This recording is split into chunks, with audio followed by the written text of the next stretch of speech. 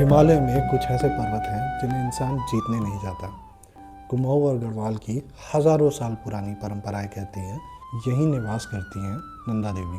नंदा देवी को शिव जी की पत्नी पार्वती जी का स्थानीय रूप माना जाता है। वो देवी जो केवल पूजी नहीं जाती, पूरे पहाड़ की आत्मा मानी जाती है। हर 12 साल में निकलने वाली नंदा देवी राज्य यात्रा किसी यात्रा की शुरुआत नहीं, एक विदाई है देवी को उनके मायके से इस पर्वत तक लौटाने की। हजारों सालों तक यह इलाका मनुष्यों से नहीं, मर्यादा से खाली रहा। न रास्ते, न बस्तियां, न शोर। और इसी मौन में यह पहाड़ सिर्फ आस्था का केंद्र नहीं बना, बल्कि जीवन का स्रोत बना।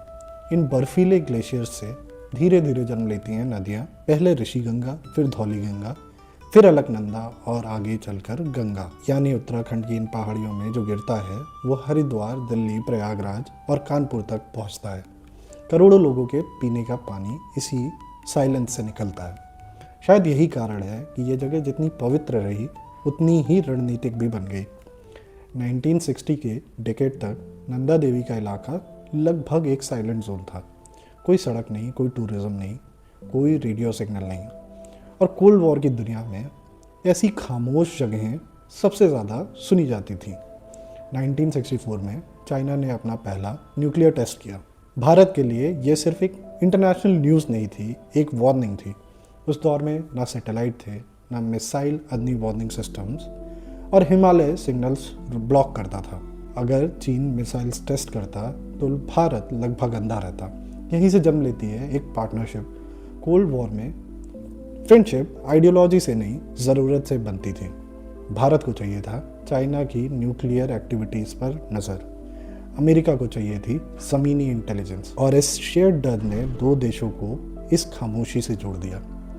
प्लान था एक ऐसी मशीन लगाना जो सुन सके, देखे नहीं, बोले नहीं, बस महसूस करे। ये कोई बॉम्ब नहीं था, यह था न्यूक्लियर पावर्ड सर्विलांस डिवाइस। इसके अंदर प्लूटोनियम बेस्ड आरटीजी बैटरी थी, सीस्मिक सेंसर्स थे और एंटीना थे। प्लूटोनियम एक्सप्लोड नहीं करता, इसकी हाफ लाइफ लगभग 24,000 साल होती है। अगर सील्ड रहे तो खामोश रहता है, और अगर शरीर में जाए तो बेहद खतरनाक। 1965 में पहला मिशन स्टार्ट हुआ। एक elite team, experience mountaineers, intelligence operatives मेन नंदा देवी पीक की ओर बढ़े। बेस कैंप लगभग 4300 मीटर्स की ऊंचाई पर, उसके ऊपर 3 एडवांस कैंप्स, समिट पुश के लिए लिमिटेड ऑक्सीजन रिजर्व, हर किलो वजन की कड़ी गिनती। डिवाइस को मल्टीपल सील्ड कैनिस्टर्स में बांटा गया ताकि ऊंचाई तक ले जाना पॉसिबल हो। लेकिन हिमालय किसी प्लानिंग को नहीं मानता। समिट विंडो के दौरान मौसम खराब हुआ, तेज हवाएं चली, भारी बर्फ गिरी, विजिबिलिटी 0 हो गई। कैंप और समिट रिज के बीच एक बड़ा एवलांच आया। टीम ने फैसला लिया, डिवाइस को बर्फ में एंकर किया गया, कोऑर्डिनेट्स नोट किए गए और जान बचाकर तुरंत नीचे उतरा गया। इरादा था अगले मौसम में लौटने का, लेकिन जब एक्सपीडिशन पहुंची, ग्लेशियर खिसक चुका था, कैंप्स के निशान मिट चुके थे और डिवाइस हजारों टन बर्फ के नीचे कहीं दूर बह चुका था। यह डिवाइस आज तक नहीं मिला। 1966 में दूसरा मिशन हुआ। इस बार रणनीति बदली गई, लोकेशन बदली गई। नंदा देवी ईस्ट, ऊंचाई थोड़ी कम, रिज थोड़ी ज़्यादा स्टेबल और वेदर कंपेरेटिवली प्रेडिक्टेबल। डिवाइस यहाँ सक्सेसफुली इंस्टॉल हुआ। महीनों तक डेटा कलेक्ट किया गया और बाद में पूरी तरह सेफली रिकवर किया गया। नंदा देवी पर 2 कहानियाँ दबी हैं, एक पूरी हुई, एक कभी नहीं। ये कहानी किसी लीक से बाहर नहीं आई, इसे पब्लिक किया इंडियन नेवी के ऑफिसर और फेमस पर्वतारोही MS कोहली जी ने। एक स्कैंडल की तरह नहीं, एक हिस्ट्री की तरह। ऑफिशियल तौर पर कहा गया कोई रेडिएशन लीक नहीं है, शायद इसीलिए कि डिवाइस सील्ड था और बहुत ज़्यादा ठंड केमिकल रिएक्शंस को धीमा करती है और नदियों में डाइल्यूशन भी बहुत ज़्यादा है।